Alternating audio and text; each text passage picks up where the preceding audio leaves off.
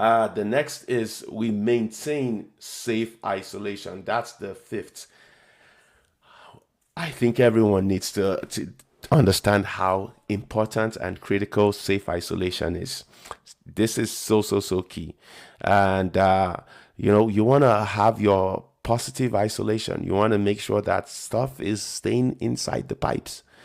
We use isolation plans for the specific tasks. So based on up-to-date information, we want to make sure that we have all our isolation plans in place. We are to raise isolation concerns before the task starts.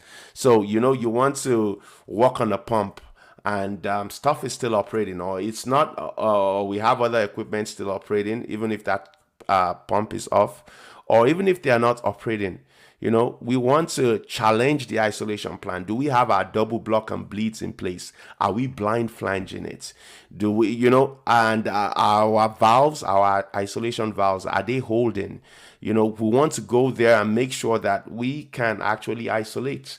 And we then, with your double block and bleeds, or you have a bleed in place to check if there's residual pressure in the system or the processed material. We want to make sure that before breaking that containment, breaking that flange, opening that isolation valve or that strainer, before opening it or going into that vessel, we want to make sure that there's no residual pressure. Everything has been drained out and there's no energy in there.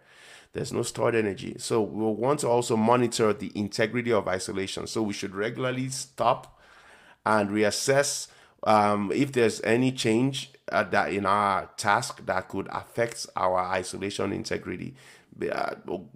Confirm leak tightness. We're testing visually, we're testing with gas detection before, during, and after reinstating equipment. You want to make sure that we are checking to make sure that we don't have any leaks. This is very, very key because we're dealing with hazardous chemicals. We're dealing with oil and gas. We're dealing with H2S that could, high ppms of H2S that could put, unfortunately, God forbid, people to sleep really, really quickly. So we want to make sure we maintain safe isolation. And what are a couple of samples or examples? So we're working on a steam line, and you want to cut open a steam line.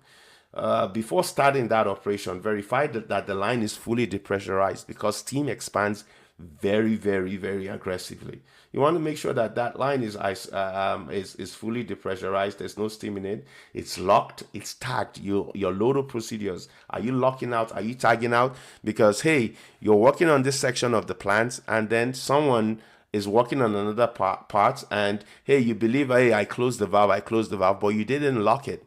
But what if the person working on another side of the plant believes that this valve that it's 500 meters away needs to be opened, and he opens the valve and it affects you where you're working? So if you've locked it out, the person would know, hey, someone is actually working there, maybe I shouldn't manipulate this valve. Or they would come meet you and say, hey, what are you doing? Try to find out why that lock is in place. You're using it to save your life. So make sure that the valves are locked. They are tagged on both upstream and downstream isolation points.